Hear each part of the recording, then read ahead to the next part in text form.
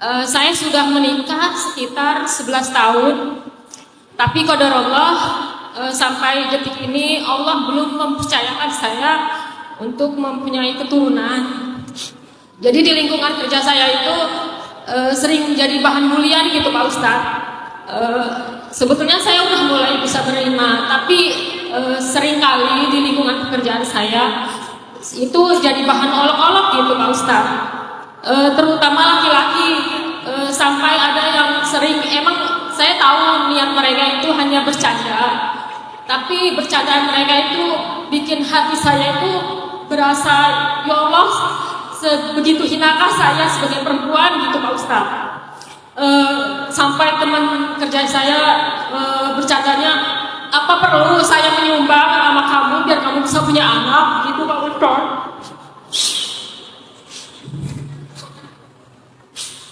Siapa sih Pak Ustadz yang tidak ingin mempunyai keturunan? Tapi saya udah mulai bisa menerima selama 11 tahun dan memang saya belum, Allah belum percayakan saya punya keturunan. Tapi terkadang omongan orang-orang itu yang bikin saya mungkin lemahnya iman saya gitu. Kadang-kadang saya menyalahkan Allah gitu Pak Ustadz. Dan itu yang pertama. Yang kedua, ini beban yang paling berat lagi bagi saya. Jadi saya niat ingin membantu orang gitu, orang dalam kesusahan, karena saya sendiri merasakan kalau saya kesusahan gimana sih rasanya gitu Pak Ustadz. Lalu saya meminjamkanlah uang kepada teman saya itu Pak Ustadz, hampir sekitar 150 juta Pak Ustadz.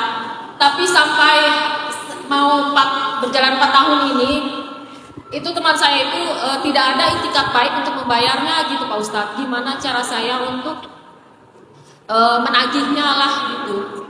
Jangan sedih, karena ketika kita meminjamkan uang lillahi ta'ala kepada seseorang, pengen membantu dia, maka sejak saat kita meminjamkan sampai dia bayar, setiap hari kita dicatat bersedekah senilai uang yang kita pinjamkan. Jadi Mbak Umami itu lagi sedekah setiap hari 150 juta loh.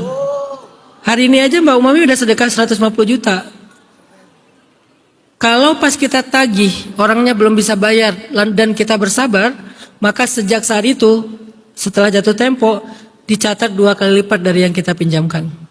Berarti kalau Mbak Umami udah jatuh tempo, harusnya udah ditagih dan dia belum bayar, Mbak Umami hari ini udah sedekah 300 juta.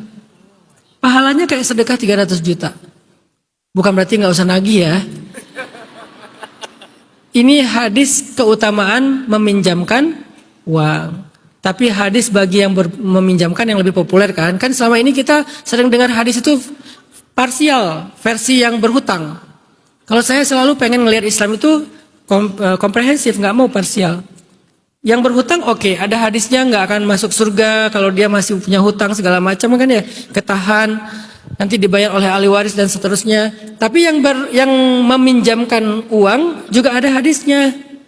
Ya hadisnya bunyinya kurang lebih maknanya ya, bukan bunyinya. Maknanya kurang lebih kayak tadi, bahwa kita tuh bersedekah, dianggap bersedekah setiap hari senilai uang yang kita pinjamkan. Kalau udah jatuh tempo belum bayar dan kita sabar, dicatat 2 kali lipat. Jatuh tempo lagi 3 kali lipat, jatuh tempo lagi 4 kali. Jadi nggak rugi sebetulnya kita. Dalam angle hakikat nggak rugi. Secara syariat memang rugi sih, duit kita jadi nggak kepake, nggak bisa dipakai kan. Tapi secara hakikat nggak rugi. Dan lagi-lagi ini berbagi pengalaman ya ke Mbak Umami. Saya kalau ngomong gini kan, sebetulnya kan materi tausiah Ustadz Hanan At-Taqi itu dimana-mana tentang akidah sih sebetulnya, tentang tauhid. Cuman how to say-nya aja yang santai. Dan pengalaman pribadi saya itu banyak banget karena kuncinya tuh ada di akidah.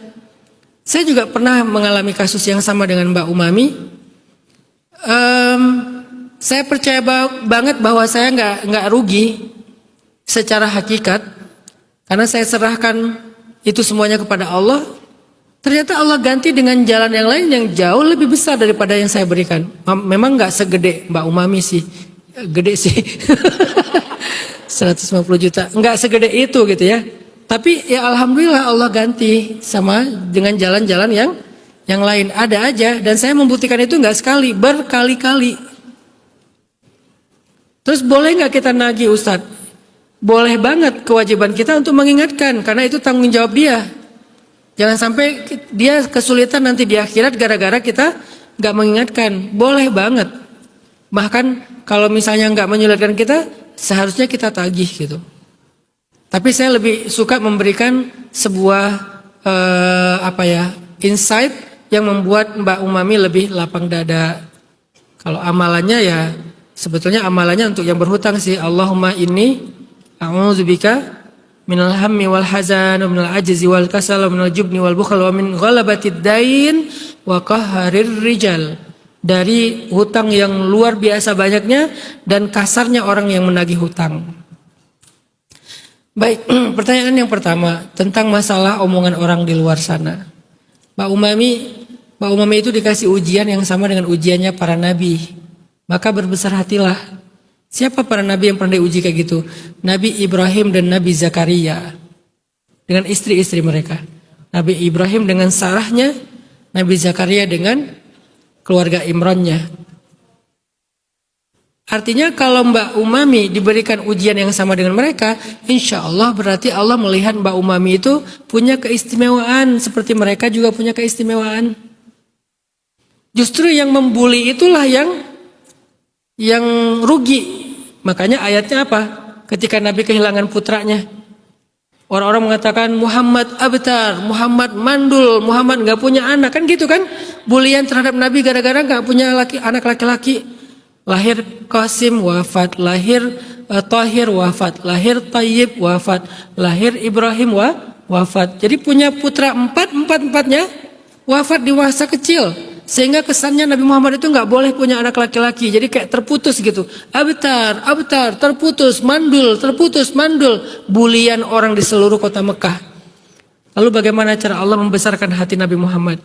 Inna a'tainakal kautsar. Inna a'tainakal kautsar. Fasalli li rabbika wanhar. Inna syani'aka huwal abtar. Engkau enggak rugi. Engkau enggak terputus. Engkau enggak mandul. Justru engkau itu kautsar. Punya banyak nikmat. Sedangkan mereka yang mengata-ngatain kamu, inna syani'aka huwal abtar. Yang suka ngata-ngatain kamu, dialah yang terputus, dialah yang rugi. Jadi coba Mbak Umami pakai mindset Al-Kautsar supaya lebih kuat lagi dengan omongan-omongan orang. Dalam hati Mbak Umami, insya Allah aku Kautsar. Dia yang abtar. Kok bisa Kautsar diomongin orang? Karena dia sedang mentransfer pahalanya buat Mbak Umami. Atau dia sedang mengambil dosanya Mbak Umami. Siapa coba yang untung dan siapa yang merugi kan? Maka Mbak Umami bersabarlah. 11 tahun itu nggak mudah pastinya. Tapi biasanya saya percaya kalau Allah menunda satu kebaikan berarti mau memberikan yang istimewa.